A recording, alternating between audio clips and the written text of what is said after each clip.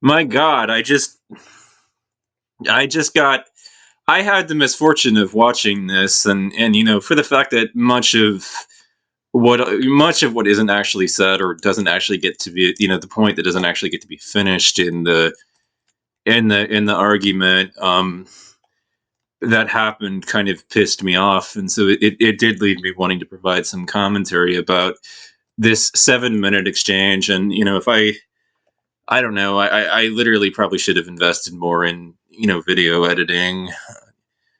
Ugh. But David Cross got caught up in a situation where he defended censorship from a panel of free speech absolutism, and better speech. And he was talking about how, say, in a very narrow situation that you get accused of pedophilia, by a group of people, and for whatever reason, another group of people believe them, and you end up losing your wife and your kid, and you're on the verge of being suicidal as a result of the fact that you've lost all this stuff, and your life's been impacted in all these ways by what's happened. And David is pointing this out, that this is what happens if you tolerate obvious lies. And um another guy comes back with, I would prefer a world in which we had that kind of freedom. And if we have that world, we can just be like, we would fire back in that whole situation with the you know okay, you're going to accuse him, where's your evidence? But you're wrong about that. We've seen over and over again that lack of evidence will not stop people from believing the lie. I mean, people pe- it's not just lack of evidence, but people will confuse what isn't actually evidence for evidence in these kinds of situations. They'll get the idea in their heads, and I know this because I know that there are so many people out there. When I've asked them, for evidence for the existence of God, they'll tell me, look outside your window, look at all that incredible stuff that's going out there in nature. Is that not proof of God? And I'll fire back and say, you live in the West, where nature has been conquered for the most part. Like it's still a thing, but it's not.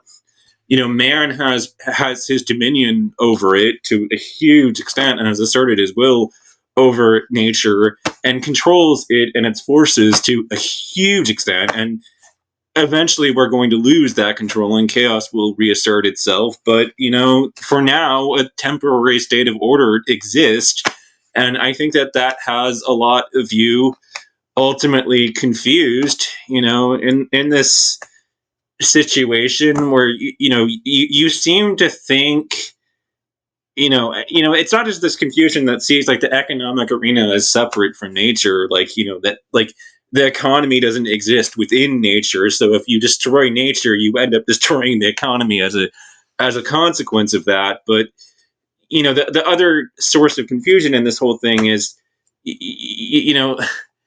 w- we just they tell me, like, look outside your window, and it's like, go ahead and look at like sub-Saharan Africa, or all these other parts of nature that aren't just directly outside your window. Look much further out there, and you're going to find the predator prey relationship with animals that have to kill each other and eat each other. Or if they don't kill, they're going to be, it's a game of, you have essentially eat another animal, and kill it in an incredibly painful way for the animal that is the victim in this situation, or is the prey in this situation, as they tend to refer to it.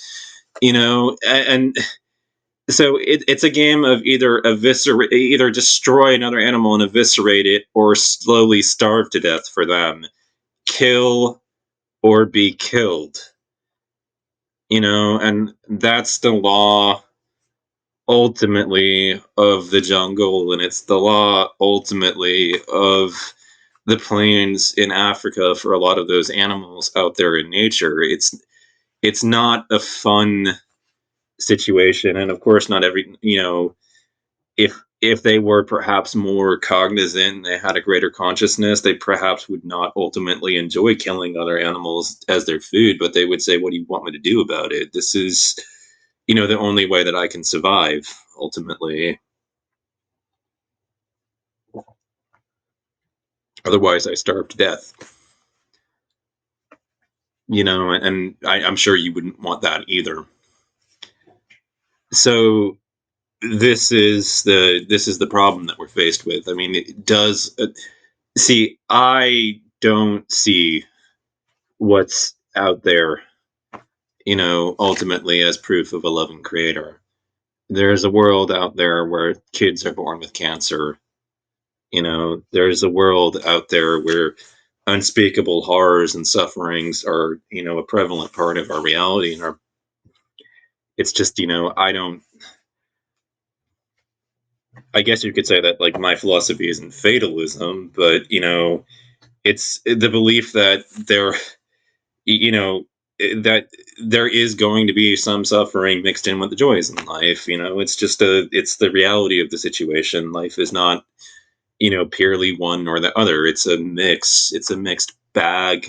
It's not a pure blessing or a curse. Life is a mixture of all these things. It's not one or the other. It's somewhere halfway in the middle.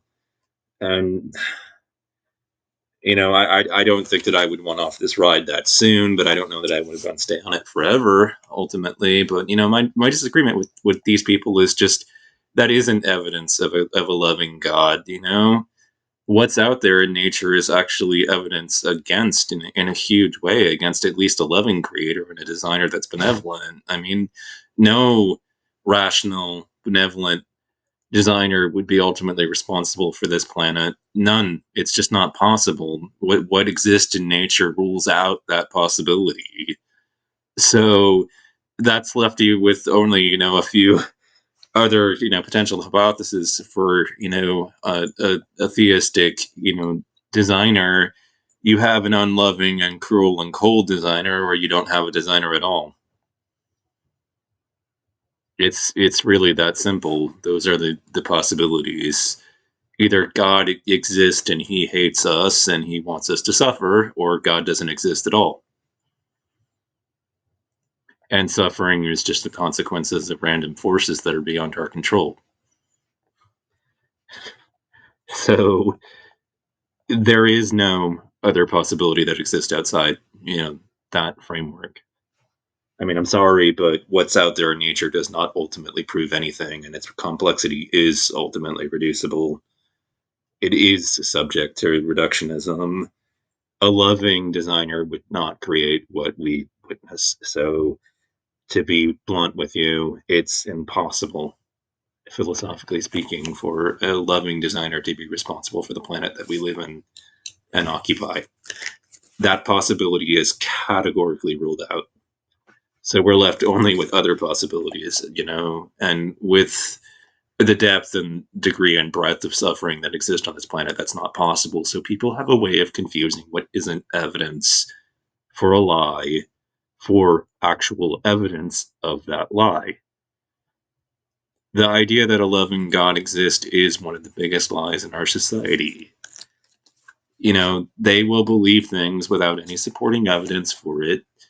And he's, they're, I mean, they believe the lies of religion, so why would they need evidence to believe, you know, when somebody calls another person a pedophile? I mean, why would they need it? And, there's this other big problem with the argument that I saw in this video, which is just that they would tell people, well, I prefer a world in which I could fire back. What's the evidence and all that, and we also have slander laws to protect us from that kind of bullshit. You could always go after them in court and sue them for their shit. And David Cross starts talking about how it took years ultimately for the victims of the Sandy Hook shooting to actually get justice for what was said about them by Alex Jones. He he's trying to make this point, and my big problem is just that the victims of Sandy Hook, and they're like they can how do I put this? They can sue Alex Jones and win a massive ruling against him for what he said because it was provably bullshit and he knew that it was bullshit and said it with malice anyways and is guiltier than sin of doing this simply because he wanted ultimately to paint the situation as just another attempt to take people's guns away from them and rob them of their God-given fucking liberties. And fuck. That's all I have for Alex Jones in that situation. And you know what? Because of you, I hope that they fucking repeal the Second Amendment just to fuck with your fucking feelings. You know, he ruined somebody's life over that matter and accused them ultimately of being crisis actors. And there are people that will literally pop out of the woodwork out of nowhere to harass these people for it. The truth of the matter that is completely indecent about the situation is that even if they win an injunction for a ton of money, there's going to be people that trust Alex Jones far more than they do our courts. Still, their lives are still going to be impacted by what happened. They're just going to be impacted by them in a much more financially, loaded position than they were before. You're not going to be able to take away the pain that Alex Jones caused them. It's not erasable. It's going to be with them for the rest of their lives, and it doesn't matter ultimately if the courts provide them injunctive relief or not. It's still going to impact them. And my rage and anger and discontent in this situation is just, you have to be a naive fool. I'm not jaded in this situation, and in fact, I'm often accused of being too naive. But I have absolutely no faith in our courts. They have let the victims of injustice down. They've persecuted people for things that should not be crimes in the first place. The idea that the justice system is creating justice is a joke. It's laughable.